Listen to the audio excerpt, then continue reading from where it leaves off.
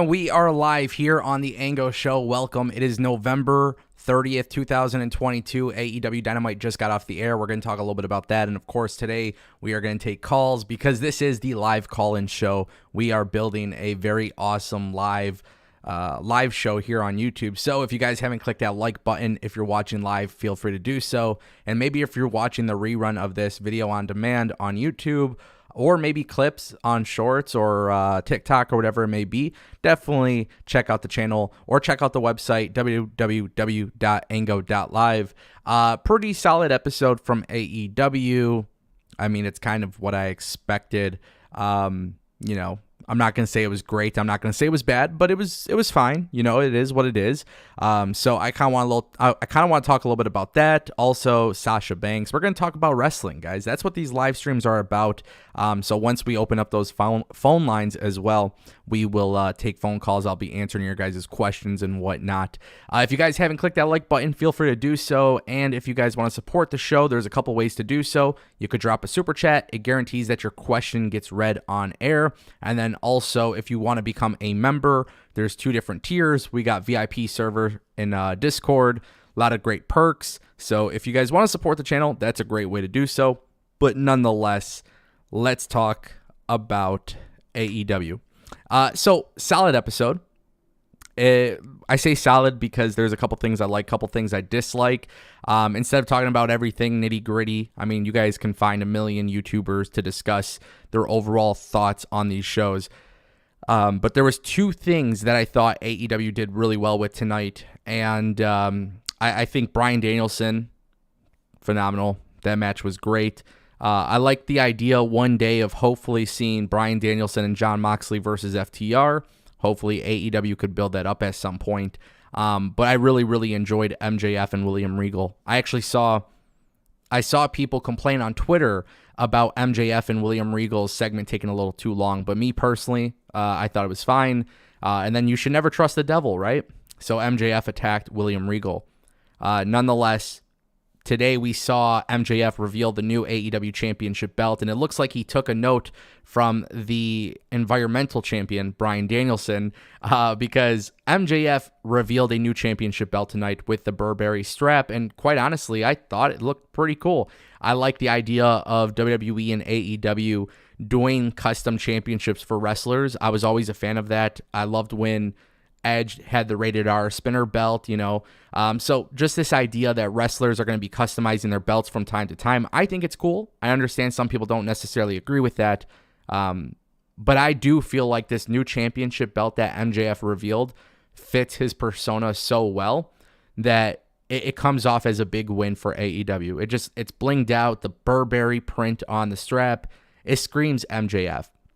Then you have MJF attack William Regal, and it just makes the segment that much better. So ultimately, that was something I took away from AEW that I enjoyed. I'm very curious to see what transpires here. There's a lot of small details that AEW has actually put into the MJF Jon Moxley situation.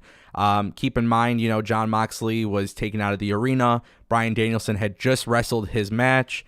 William Regal was pretty much left alone and nobody was there to help him out. So that was something I was actually really fond of. I thought that was a really good thing for AEW. Timing matters. It just came across really good and organic. We got our first super chat of tonight's stream. Albert Pons dropping $5. He says, AEW has some good things that are starting to develop, but the Jade segment, ouch, no bueno, LOL. Starks is a star and love Hobbs vignette. Ruby is back, yes. Yeah, I thought Ruby Soho coming back is great. I'm curious to see what they do. Obviously, Willow Nightingale got the win tonight. And I do want to point out the Powerhouse Hobbs vignette. I said this for so many times. At this point, people are just going to pretend I never say it. But one of the crazy things is, like, AEW is really good at producing vignettes. I think AEW, Impact, and WWE are three companies that do a really good job of creating and producing these vignettes. I want to see more of them. This vignette that they're airing with Powerhouse Hobbs, it gets me excited. It shows me that AEW is serious about pushing him. And it's almost like, in a weird way, they're kind of giving a backstory to who he is as an individual on the show. So I definitely enjoyed that. As far as the Jade segment goes, Albert, I will say this. I thought Jade is, she's a star, okay? I genuinely believe she's a star. She's going to be a big win for AEW in the long-term scheme of things. I think she actually has a really good mindset for the pro wrestling business. She did the interview with Breakfast Club like a week or so ago, and I thought that was excellent, man. Maybe the segment kind of fell flat a little bit, sure, but she looks like a star. She looks like she has massive potential. And for those who know me, I'm not too worried about match quality. I understand, like, some people are going to have great matches, some people won't have great matches, but I always believed it's about the characters, it's about the storytelling, it's about the logic behind the storytelling, it's about the small details that can make it feel big and important. And I will say, despite the audience not necessarily being the greatest, I think Jade Cargill has a huge upswing. I honestly believe Jade Cargill could be a really big star for WWE as well, which I know WWE at one point offered her to come in. That didn't necessarily happen. So just something I've noticed throughout time, and we'll see what happens there. I'm kind of curious how they go about it with Jade, but very interesting dynamic change with the baddies. So that's gonna be something I want to watch out for. I just don't think AEW has built up any credible women to take the belt off of Jade Cargill. And I don't know if that was done by design, but that does get kind of frustrating because I think you got to be developing who's next. And it's the same issue that WWE has had with Roman Reigns for a while. Now we're starting to see people who could potentially take the belt off of Roman. But as I've said before, you should be developing the people so that way when they do take the championship belt off of somebody, they're prepared for it. And I thought MJF was a great example of that with AEW. If you watch AEW, and for the things I don't like about AEW, at the very least, AEW did a really good job to prepare MJF for that world championship. So that way when he won the belt, it comes across as a big deal. So that's just something I've noticed personally, something I'm a fan of. I just don't see them doing that with the women's division, unfortunately. And it's unfortunate.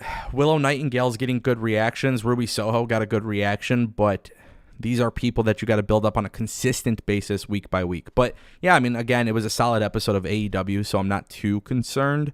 But we'll see, man. I see a lot of people in the chat right now.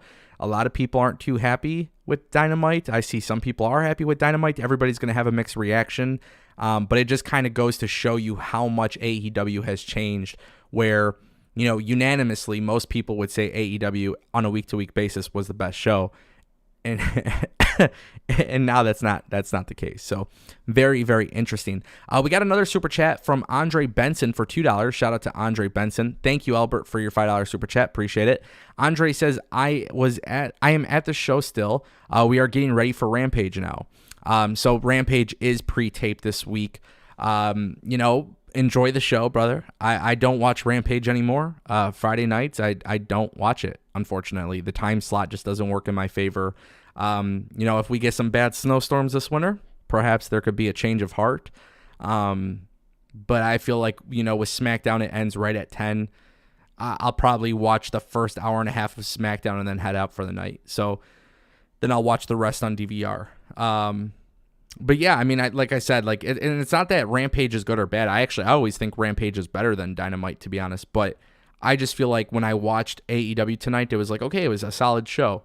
But at the same time, too, if you're asking me to change my plans on a Friday night to watch Rampage that's pre-taped where I can just get the spoilers or watch it on DVR, that's a battle that these wrestling companies are going to have. It's a battle that SmackDown has, right? Sometimes on Friday nights at 8 o'clock, I'm out. So sometimes I don't even watch SmackDown live, and that's kind of unfortunate, but that's just kind of the reality with those time slots.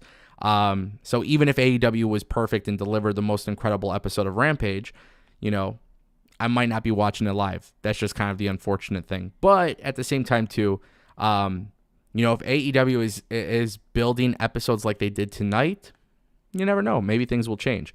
But again, I felt like it was solid. My main takeaway, though, is that when it comes to this show, I feel like MJF is clearly the star of AEW. That's just how I see it. And I don't think there's anybody on his level on the show, which is fine. There's nobody that has to be on his level. But I'm glad that they did make that decision going with MJF because, and it's nothing against Jon Moxley, but I just feel like MJF has done a really good job just in general. From the days he was on MLW to now in AEW, there's never been a time where I've necessarily disagreed with MJF's booking. So thank you, Andre, for the $2 super chat. If you guys want to bring in more super chats, go ahead and do so. I didn't talk about the Elite versus Death Triangle, and it's tough for me to talk about this because, as you guys know, and I've said this so many times, me personally, I'm more of a storytelling guy. I'm more of the storylines. I like the idea of stories being crafted on a week-to-week basis. The storyline here between AEW's Death Triangle and the Elite is just basically who's the better tag team, which is fine. I will give them credit because I feel like they've done a really good job of trying to differentiate the matches on this best of 7 series. Young Bucks get the win. I think Death Triangle, if I'm right, is 2-1 in the series. So I like that. I feel like the Elite are going to win the titles at the end of this. And I feel like Pac is going to break up with that triangle. That's just kind of how I see it. The match is fine. Personally, though, it's just a good wrestling match. It doesn't really do anything for me. That's not a knock on AEW or the knock on those guys. It's just kind of what I expect, It's not like there's a storyline there where the Elite are like underdog heroes or something like that. It's just 2 great trios. You can argue that they're the 2 best trios in the world, and they're just having good matches. If I was booking it, they're doing best of 7. If I was booking it, I would have the Elite win in the 7th match. Kind of give it like an NBA Finals vibe. But, they like I said, credit to them because they did do a good job of differentiating the matches. You can tell they're trying their best to differentiate them. If there was something I were to criticize AEW, it would be cool if AEW had a different stipulation for each match because then it could justify why one team wins versus the other team. But that's just like my personal opinion, if you want to do a trios ladder match or trios cage match or, tables match for one night, there's just a whole bunch of rule stipulations that you can do for these types of matches. So personally, I would have loved to see AEW do that because there's not necessarily a story there, but they're all just normal tag matches. So I think that's kind of the annoying aspect of it, but I felt like they delivered. It's just like, I just feel like AEW at this rate is just like they could bring you good matches. I don't think you'll ever really watch AEW and be like, these matches suck. From time to time, you do get one, but like even watching AR Fox tonight against Samoa Joe, like it's fine, it's cool, but like what's the purpose of AR Fox fighting for the TNT Championship? It's just build him up, introduce him to your audience. Not everybody knows who he is. That's where I probably become a little bit critical, but ultimately, that's kind of why I feel the way I feel about the best of 7, because it's like, okay, this is your main event. This is like your big match that you got everybody talking about. This is the big series. Just do something different for each match. Without the stipulations, they're trying their best, so it's fine. But it would be cool to see some stipulations. So now, yeah, I mean, like I said, solid episode. Wasn't anything too crazy. Wasn't shitty. Wasn't great. It was just solid wrestling. Yeah, we'll kind of see what that's like. Anyways, with that being said, my friends, we're going to open up the phone lines. So if you guys want to call in, 313-389-6503. We're taking calls. This should be fun. Go ahead and ask your wrestling related questions, and we'll have a conversation. A lot of calls came in last night, so hopefully the system doesn't break because that did happen last time. We literally had like hundreds of missed calls. So obviously everybody's trying to get on the show. I get it. But yeah. So again, the phone number 313-389-6503 if you guys want to call into the show. Let's see what we got. Actually, I don't think I turned on the phone line, so that's my fault. My bad. I thought I turned it on, but I didn't. All right, my friends. Now the phone lines are on. So if you guys want to call, again, 313-389-6503. We're talking wrestling. This is your chance to be on the Ango show. Sweet, sweet, sweet. Wrestling related questions, AEW, WWE, go ahead and ask. We'll be here. We'll be talking. And who's ready? Let's see what happens.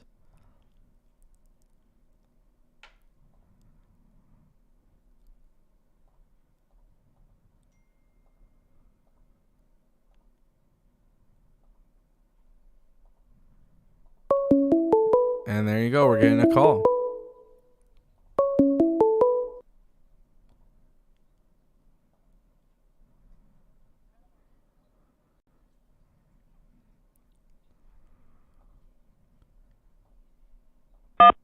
You're live on the Ango Show. What's your name and where are you calling from?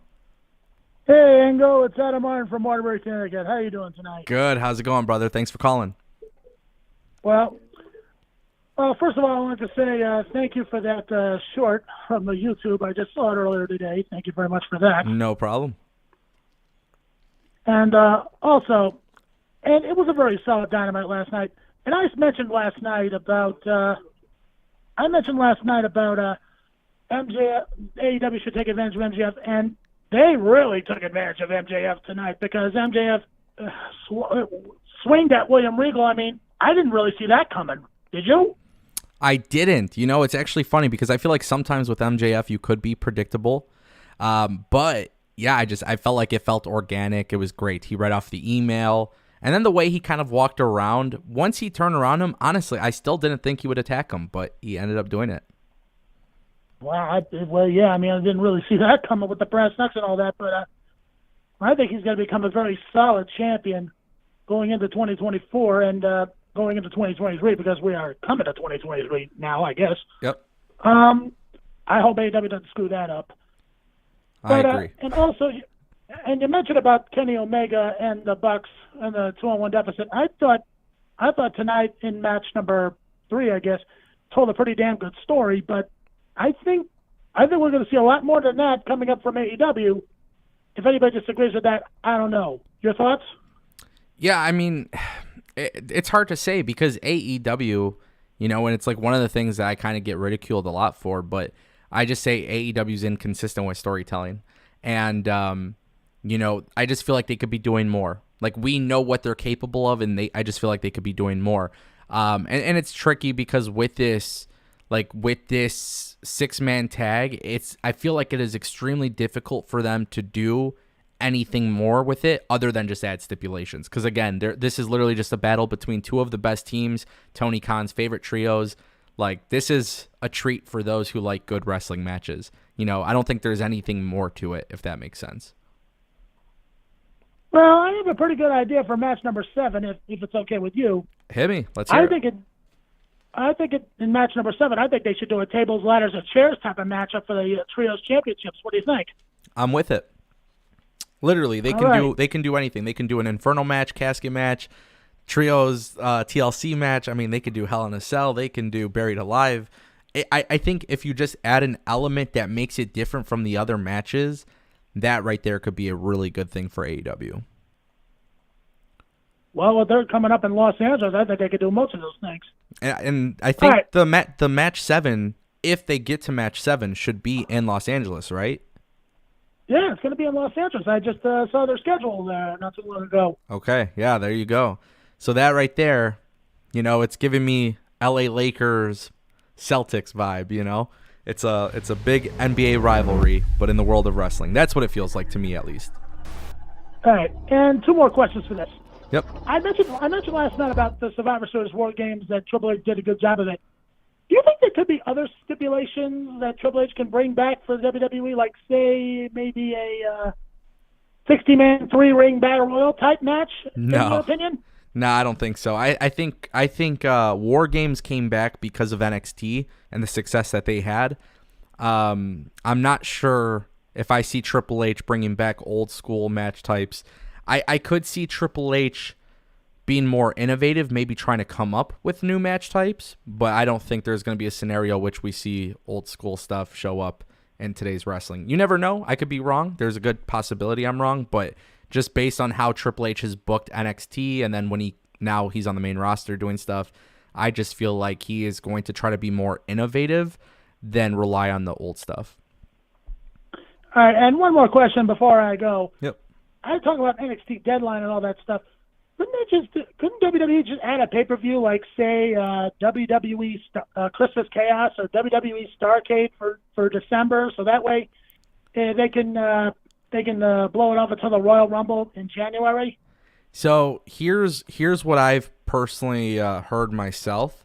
I made some videos on this as well, but there was a moment in time a few months ago where I was basically discussing the NXT change that they were making, which was actually strange because at that time a lot of people were like, no, it's not happening. They're not changing NXT and whatnot. The truth was they were absolutely going to change NXT. Like, it's a big priority for Triple H to change NXT.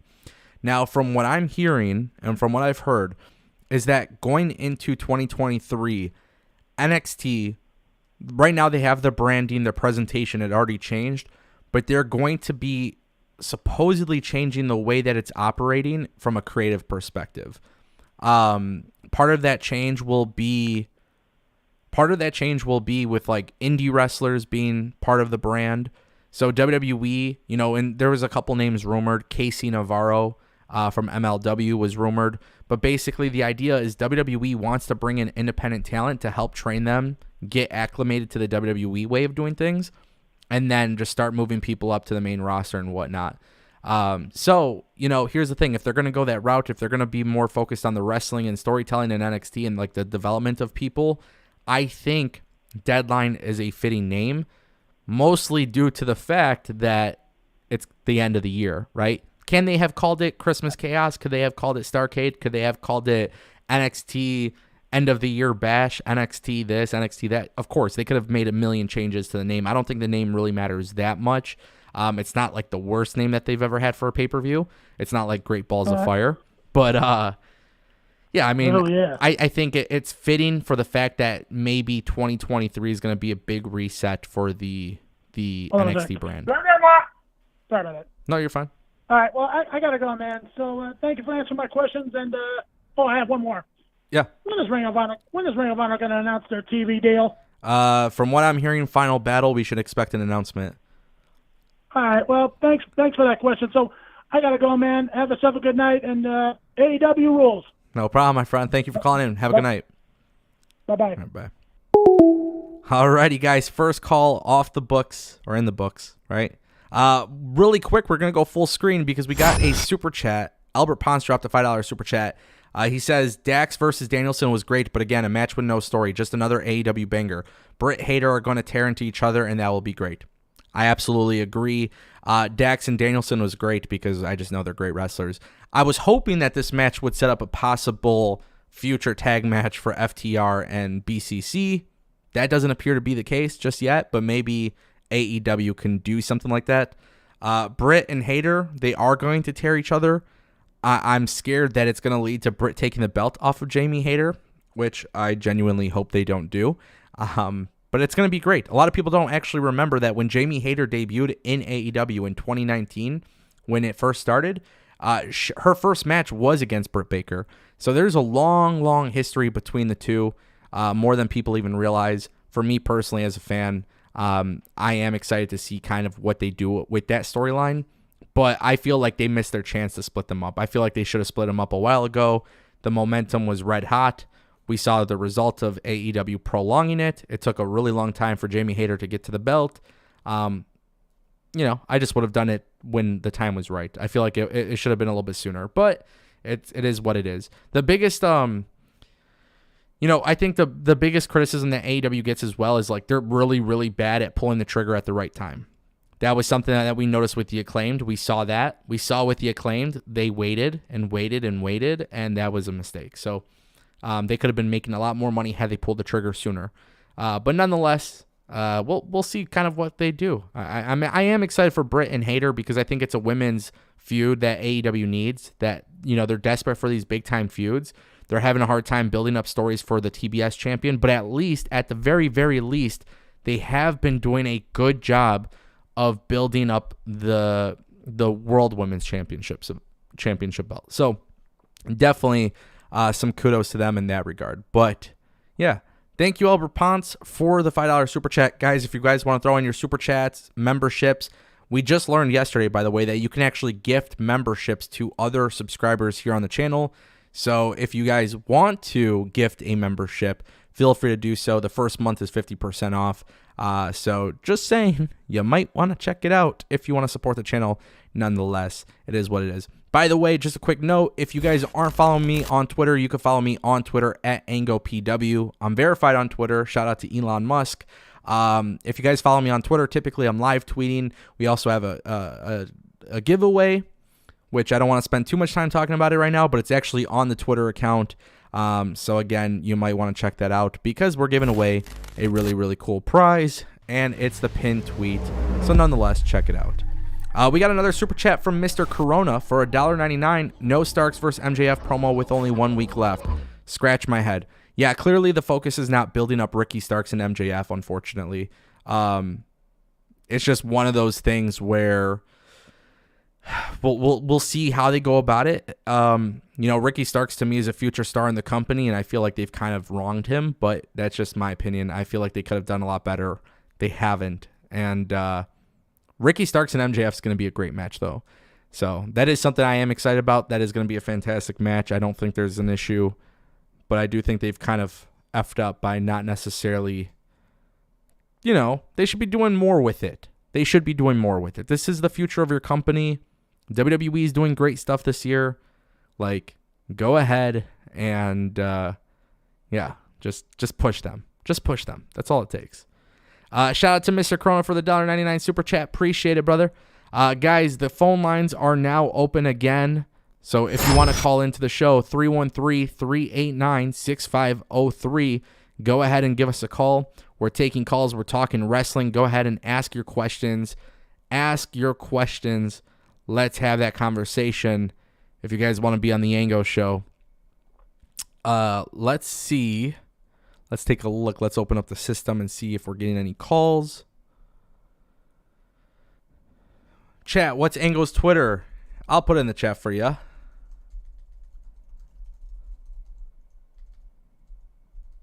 There you go, my friend.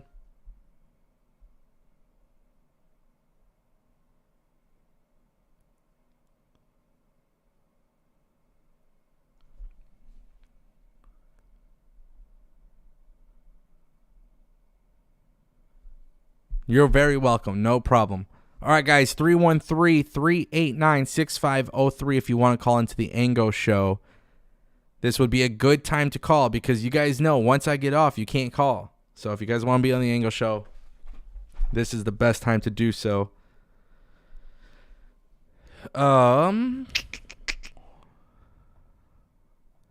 It's funny. We got so many calls yesterday.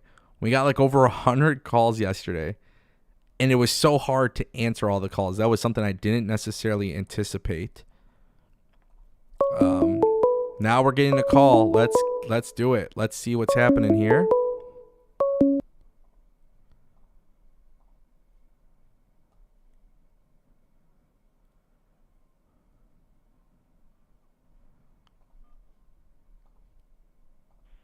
You're live on the Ango show. What's your name and where are you calling from? Oh, hello. My name's Makai. I'm known as Jet Set TV on YouTube. How you doing today, Ango? I'm good. Thank you for calling in. How's your day going? Good. I wanted to talk about MJF's push, and I wanted your opinions on it, actually. Yeah. Like, do you think MJF would be like a great champion moving forward, even though he doesn't wrestle as much? If you don't know, like, he only wrestled like 33 matches in like 3 years. I don't know. Do you think that might be very concerning? Yeah, no, actually I don't. I'm going to be honest with you. The reason why I don't find it concerning is because I look at what WWE did with Roman Reigns. And when he does wrestle, it feels important because he's not always wrestling. The cool thing about MJF is he has been built up as a star. He's always had other people fighting his battles. I see in the very near future, MJF is going to use some money, hire somebody yet again to protect his ass. And that is going to be kind of the person that is taking the matches for him, right? So this idea that MJF is going to be somewhat of like a part-time champion is definitely okay with me. The less that he wrestles, I feel like it's going to make him important. Now, with that being said, and I don't want to drag this out too long, but when WWE had Vince McMahon running the company, I looked at those mid-card championship belts. They were hardly utilized. So when Roman Reigns was holding the world championship and those mid-card titles didn't mean as much because they weren't being used, it was an issue for WWE. Now Triple H took over the U.S. Championship and the Intercontinental Championship. There's always big programs surrounding those titles. So therefore, when Roman Reigns is not wrestling as the world champion, at least there is a huge emphasis and a huge focus on those mid-card titles. Now, with that said, for AEW, hopefully today was a transition point, but for this past year, I would say for this past year, the TNT Championship has not been a valuable title to the company at all.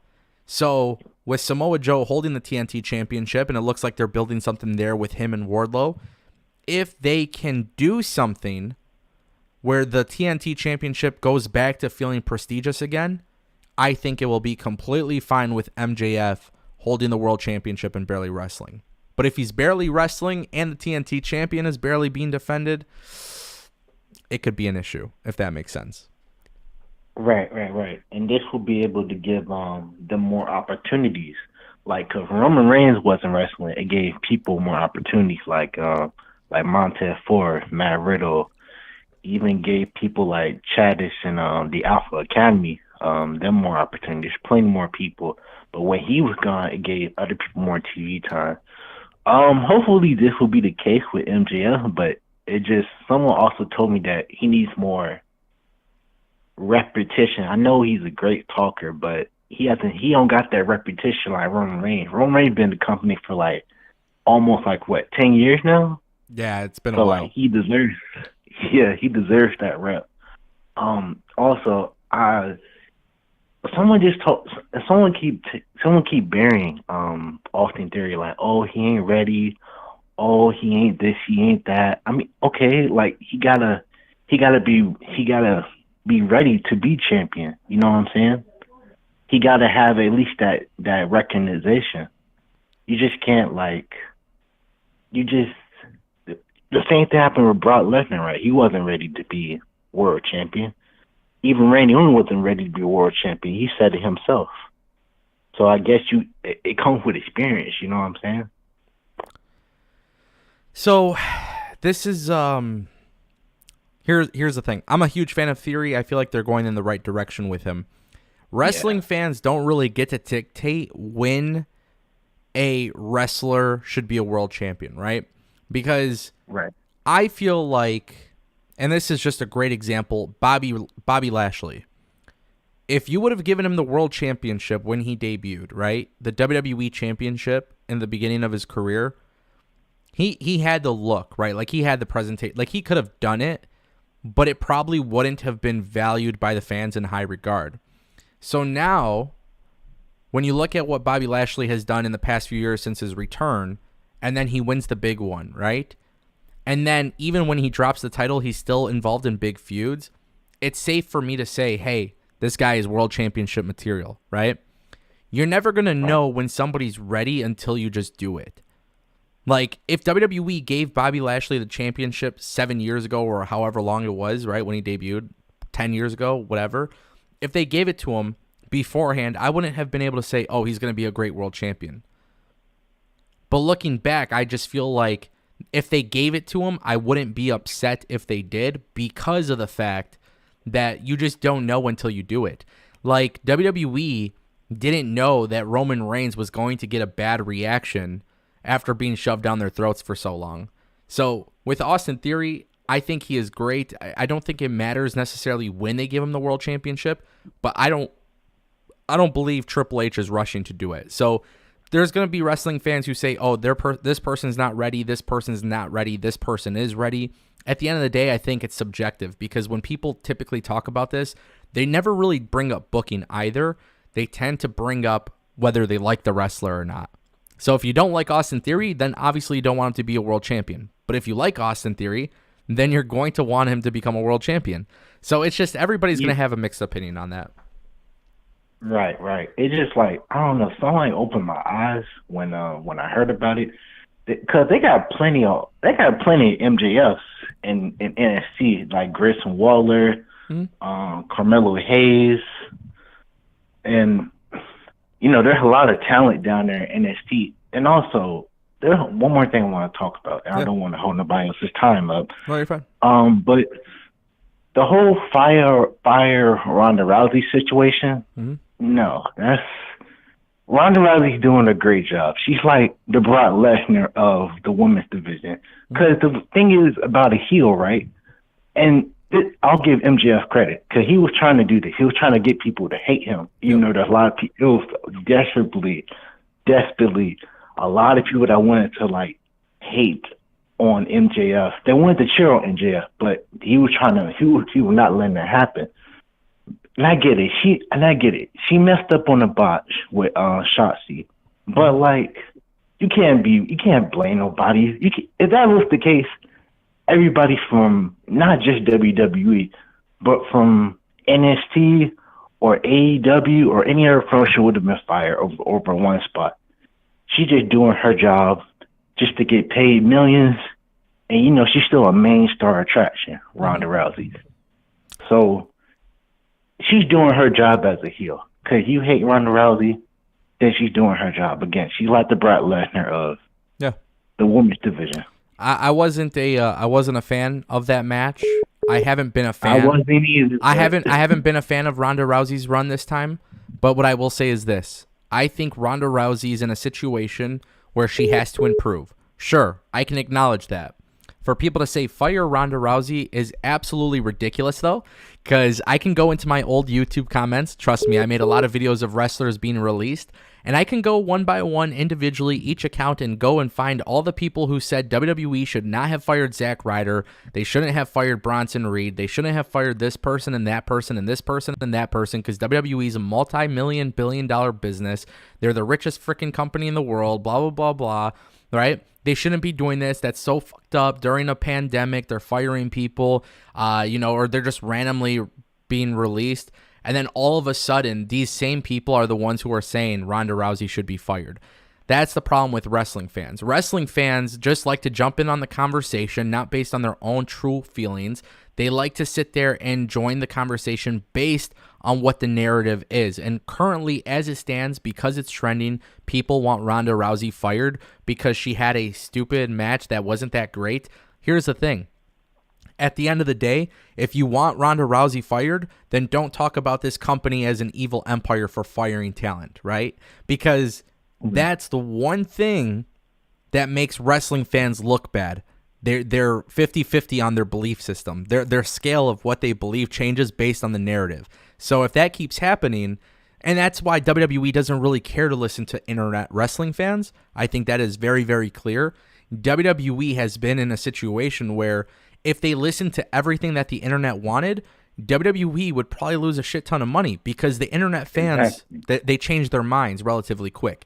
So no, I don't want Ronda Rousey fired. Do I think she's great? I feel like she was a lot better before. As of recently, there's something that I feel disconnected from. But to fire her, no. Should she be world champion? No, I don't think she needs the belt. She, just like Brock Lesnar doesn't need the belt. So it's not, it's not a thing about her being fired or not. It's just maybe book her a little bit differently so somebody else can be holding that championship, if that makes sense. Right. And the one thing, you need to keep Ronda Rousey so then you could eventually have Ronda Rousey versus Becky Lynch at this year's WrestleMania. Exactly. If anything. And if Ronda Rousey needs to work on her promo, then I would suggest doing acting school like Roman Reigns and The Miz did. That's how Roman Reigns is better at his heel character as of right now because he went to acting school. That's how The Miz got better back in around like before he became WWE champion. Yeah. Like the first time around back in acting school. No, absolutely. I agree. And that's something that WWE, look here, they have a performance center. Help her, if and there's nothing wrong.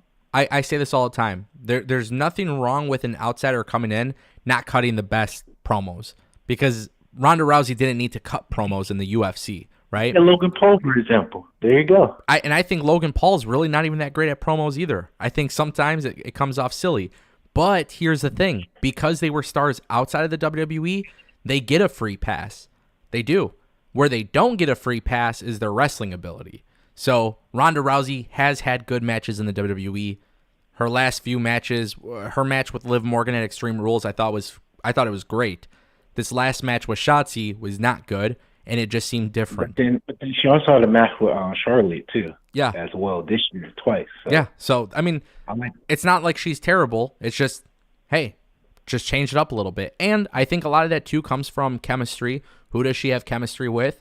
Shotzi Blackheart is not the same type of wrestler as Becky Lynch. She's not the same as Charlotte. They're all different. They all vary.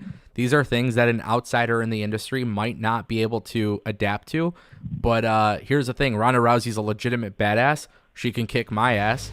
So, here's the thing. Like, can she improve? Sure. But do I want her fired? Absolutely not. I think it would be the most ridiculous thing WWE ever did. And that's exactly why WWE doesn't listen to wrestling fans on Twitter.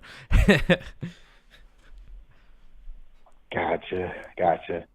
Well, yeah, just as long as they just got both WWE and AEW, they just got to stay consistent, and wish they will. And I wish nothing but the best for those two companies and other companies as well. 'Cause I started to watch Impact, and I started to notice what's his name, Billy Ray and Alexander. They're having Josh Alexander and Bully Ray. Their storyline's freaking awesome. Yes, I just noticed. I'm like, dang. And they're having a show in Atlanta, in my hometown. So it's like, that would be great to watch them see. Brother, I'll tell you, I've been a huge Impact fan for a very, very long time. Wrestling fans on the internet will never give them credit because they don't have the money that Tony Khan or Vince McMahon or Triple H have. But if you watch them on a week-to-week basis, every single thing on that show will have a storyline that is followed through on a consistent basis. They're building programs. Could it improve quality-wise? Absolutely. But they are a very good company. They're making some big moves right now. There are some rumors that Impact is going to be doing some big things early next year. If you have the chance to go to the show in Atlanta, I know they're coming to Canada, I think in February. And I live in Detroit, so it's like a 45-minute drive for me to go to Canada. Like, I plan on going to an Impact show. So if you want to go, tickets are typically inexpensive. You should definitely check it out. It's a fun time. And their shows are really good, and the wrestling matches are really good. So if you like wrestling and you like good storylines, typically people will typically enjoy Impact shows. All right, I'm going to check that out as soon as I can. No problem. All right, I got to go. Yes, sir. So hopefully you have a great night's sleep and great stream, and also stay healthy and stay wealthy. And because I'm currently sick at the moment, so hopefully y'all don't get sick out there. Please no. Appreciate that. Thank you. Feel better. Thank you. No problem. You have a great one. All right. Thanks, you too. Hope to hear from you again. Appreciate it. No problem. All right, take care. What a great conversation. That's what the Ango Show is about, guys. TAS. We go live. We talk about wrestling. We got a couple super chats, so let's go full screen. Let's take a look at these super chats. Let's see what we're missing out on. Myra dropped a $10 super chat predicting forecasting best 7 out of 7 will end. Best out of 7 will end in Los Angeles because of the Bucks. No surprise there. But what comes next for the Lucha Bros? Curious minds inquire, and I'd like to see them elevated as single stars. Myra, if they lose the trios belt to the Elite, I'm 100% sold on them going the solo route. I've talked about how much I loved Pentagon as the world champion in Impact. He could be a great singles guy for AEW. I think it's time for AEW to push these guys as single stars. If you put Rey Fenix as a singles guy, he could go for the All Atlantic Championship, the TNT Championship. When the time is right, Pentagon could be a world champion. He's got the abilities to do so. If they lose to the Elite, Game 7, it's time to split them up. And I think it's great because Pac obviously is turning heel, teasing it. Like, there's something happening there, so it makes a lot of sense.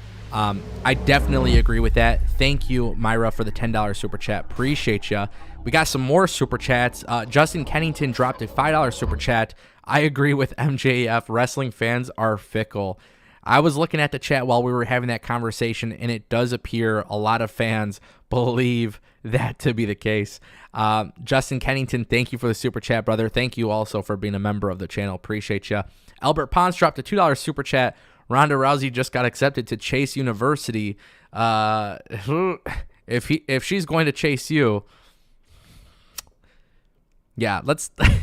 I don't know if that's something I would necessarily want to see, but you know, it's because Duke Hudson. Okay, if you watch NXT, then you know Duke Hudson and the whole Chase U. It's such a weird thing. I haven't seen anybody become a star out of Chase U, but it's such a great comedy act. I don't know if I would send Ronda Rousey there, but I get the joke. I understand. Shout out to Albert for the $2 super chat. Appreciate you, brother. We got another super chat from Michael Ronquillo. Hopefully I pronounced that correctly. $5 super chat from Michael. MJF is going to be a great AEW champion because he has the it factor, Ango. I agree. I think MJF is the star of AEW. I have no problem admitting that. I think he is the best part of AEW. In a company that has Kenny Omega, Bryan Danielson, had CM Punk, MJF is the guy in AEW. There is nobody better than MJF in that company.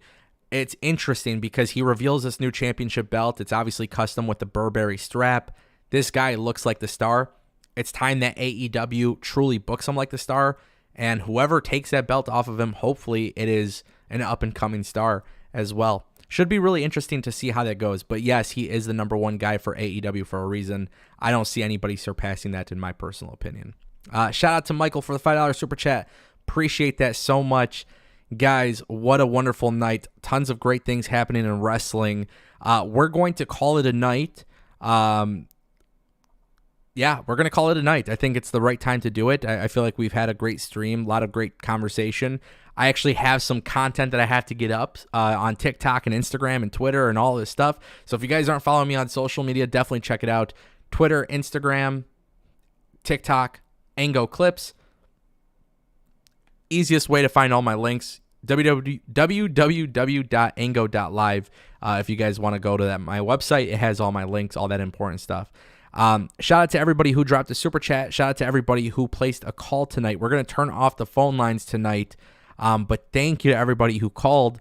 Normally, which it's actually kind of funny, normally when I started the phone call system, yesterday we got so many calls for WWE, and tonight for AEW, we didn't necessarily get that many. So I'm just kind of pointing that out, just kind of making it clear that maybe more people would rather talk about WWE. But what we'll do on these nightly streams, it's not going to be just AEW or just WWE. We're just going to talk wrestling. So if you guys have calls for future reference, it doesn't matter what company we're talking about. Not a big deal. Just go ahead and call and ask questions. Thank you guys for stopping by. If you're not a member, you can start now. It's $1 a month, plus it's 50% off your first month. Just saying. So if you guys are interested, definitely check it out. Thank you guys for watching, and I'll see you next time.